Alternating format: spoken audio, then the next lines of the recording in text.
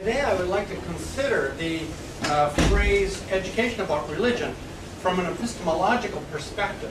This is the second paper in a three-part series that I'm working on. And then this one I ask, what is the epistemological screen through which education about religion is interpreted in Ontario? And then what are some of the critical questions that might be asked about that epistemological screen? There are four things that are evident in the literature about religion in Ontario public education. All right, so there's a creative tension in Ontario public education between social and religious diversity on the one hand, and social cohesion and harmony on the other. So Ontario is an immigrant society, or we think of ourselves that way, and diversity is a feature often named as one of its defining strengths. At the same time, however, diversity has the potential to disrupt social harmony and cohesion.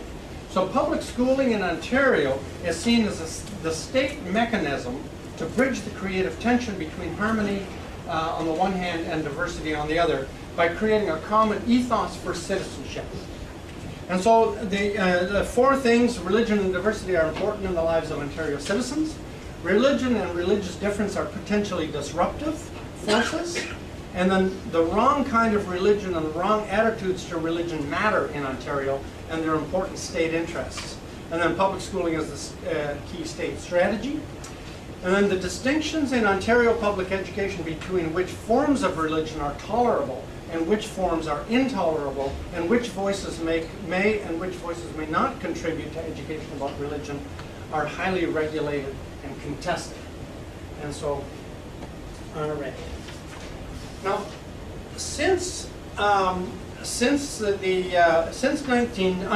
1990, the common ethos in public schools was defined by a form of Protestant Christianity, which was most visible in school opening exercises and religious instruction classes. However, in the mid-1980s, minority religious groups successfully challenged the Christian school opening exercises and religious instruction in two separate court cases.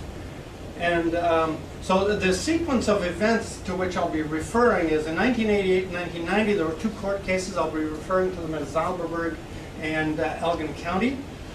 And Zalberberg about Christian school opening exercises, and the Elgin County ruling against religious instruction, replacing it with education about religion. And then in 1991, there was a Ministry of Education Policy Memorandum 112, which instructed the boards to comply with the 1990 ruling, removing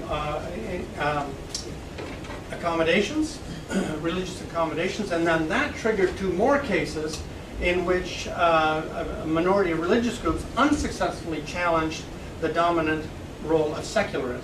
All right, so there's the first two is the dominant role of Christianity, the second two is the dominant role of secularism, and the courts treat those quite differently. The argument of the plaintiffs in 1988 and 1990 was that religious opening exercises and religious instruction violated their religious freedom and equality rights as being harmful and coercive to their children and families. Now, my particular interest in this paper is in the 1990 decision and the identification of education about religion as the replacement for Christian religious instruction. Now, I'm not rejecting education about religion outright, since I think it's a helpful tool to remind educators of the focus of their professional activity, which is in fact education. Nor do I question the evidence presented by the minority religious groups demonstrating that they were being subjected to coercive religious practices before 1980. Lots of evidence there. Further, I do not question the idea that religion as a way of knowing deserves space in school curriculum. However, I do question the epistemological assumptions of the interpretation of education about religion in Ontario for a variety of reasons, some of which I explore in this paper. So what are the epistemological assumptions? First of all, education about religion is an expression of secularism, or a secular way of talking about religion. Secularism is considered religiously neutral, and therefore education about religion is religiously neutral. And then secularism, because it is neutral and not coercive, is represented as the mediating voice among religions, or the voice that speaks for all religions in public spaces. All right, and you can see this in the Ball. That was the 1994 case. The courts say in minorities, religious groups. You can see the last sentence, which I've highlighted. The public school is now secular. Its goal is to educate, not indoctrinate. This is very different from the goal in place at the time of the Zalberberg in Elgin County, which were protesting the Protestant Christian domination, were decided secularism is not coercive, it is neutral. However, I have 4 questions about this, and there is, and I'll deal with each one of them, about the neutrality of secularism, and then my question is education about religion as interpreted through the screen of secularism neutral or agnostic in an epistemological sense, or does it treat multiple ways of knowing even-handedly? And it is critical thought, one form of which is education about religion. The two are very closely linked in Ontario public education, religiously and epistemologically neutral or agnostic. And the 4th one is critical thought applied in an even-handed way, and that's paper number 3 that's on the drawing board. First of all, let's deal with the first question. First of all, I question the assumption that anyone, including the courts or public school teachers, can be religiously neutral, or that religious neutrality is even an ideal to be achieved. There's plenty of evidence in the courts and the Ministry of Education, and speaking about religion, that they have a particular perspective on religion which is anything but neutral. And then let's take a look at, this is the Zalberberg case on religion. It makes a statement about a religion, and there's kind of a historiography at work here. In an earlier time when people believed in the collective responsibility of community towards some deity, the enforcement of religious conformity may have been a legitimate object of government.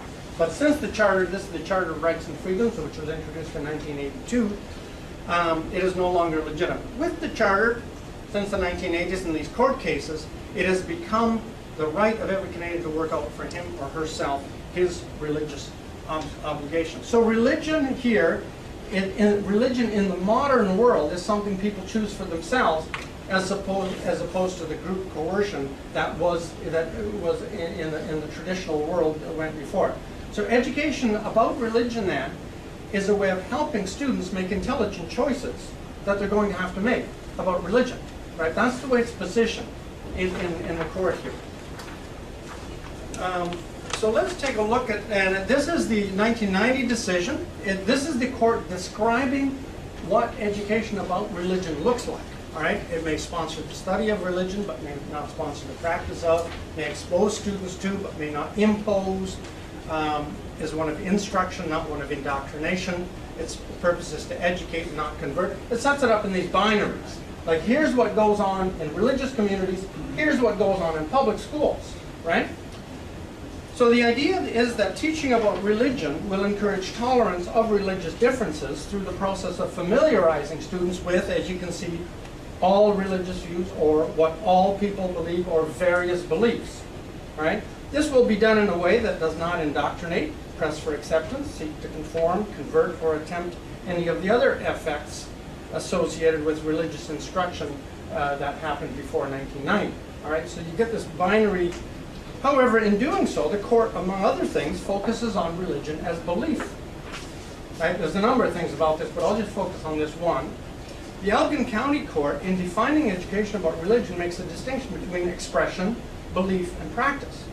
But aside from Protestant forms of religion, or forms of religion that have been Protestantized, where does that leave people whose forms of religion do not make that distinction, or from whom that distinction doesn't make sense? For example, is wearing the kirpan an expression or a practice of religion? Are prayers an expression or a practice? Is believing about wearing the kirpan the same as, or essentially the same as, actually wearing one? In other words, education about religion in Ontario now privileges forms of what I would call virtual religion, or forms of religion that exist mainly inside the head. Right? Or to think about it through another lens, education about religion can become the educational equivalent of love the sinner, hate the sin, so elegantly theorized by Janet Jacobson and Anne Pellegrini. Religious practice in Ontario, public education, is transgressive, giving a particular shape to the space for religious diversity, in which we seem to welcome religious people as long as they don't act religious. Okay, my second question is, now the first question was about the supposed religious neutrality of education about religion. My next question is, does education about religion treat multiple ways of knowing even-handedly? So let me go to this slide here. This comes from the Mackay report, 1969 report, in which this was being rethought. The role of religion was being rethought. And the courts in 1988 and 1990 used Mackay as their educational expert. There were other reports going on, but they went to Mackay. And it says this about religious information and moral development. That was their problem. To reason morally is to think logically, not emotionally. To think emotionally is not to think at all, or to reason at all. And then on another page, religious information is to be presented in a scholarly and objective fashion, with every effort should be made to avoid either giving undue emphasis to a particular form of religious practice, etc. Right?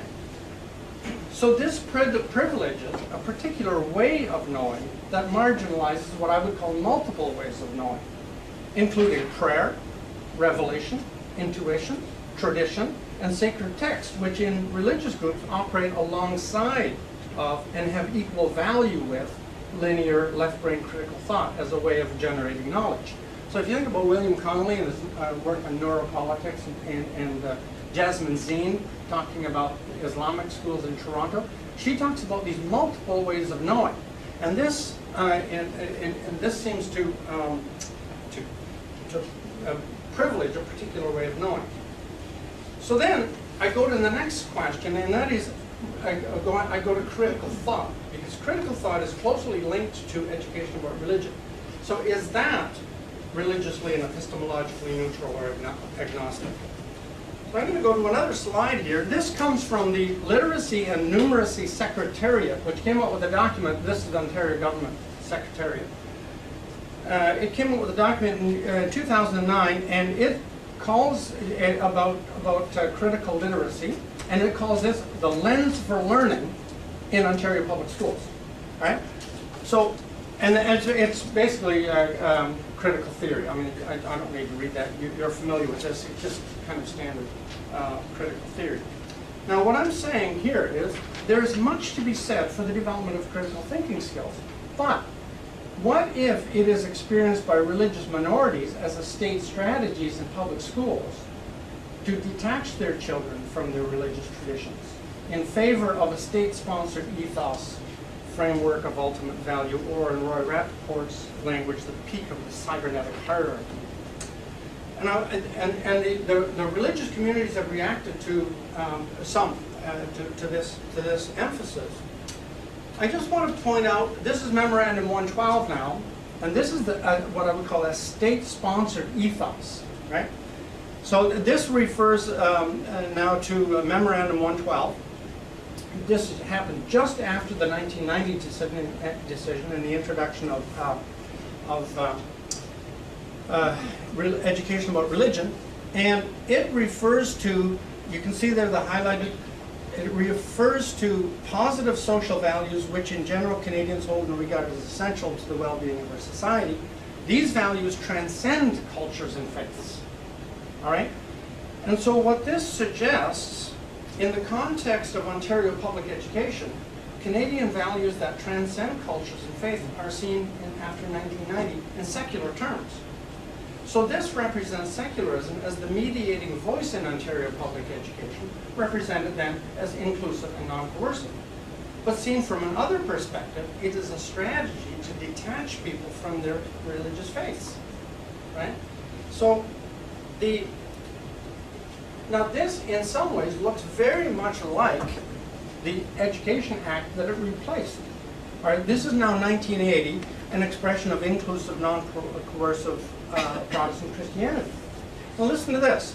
The purpose of religious education now and religious instruction is to provide pupils with a religious context, primarily Christian, in which to develop appropriate responses to life situations. It should not be assumed by a statement of this objective that other religions or even non-religious interests are to be ignored. Rather, it is hoped that the moral, ethical, and religious consensus that they hold in common with Christianity will be the primary content of any religious program, etc.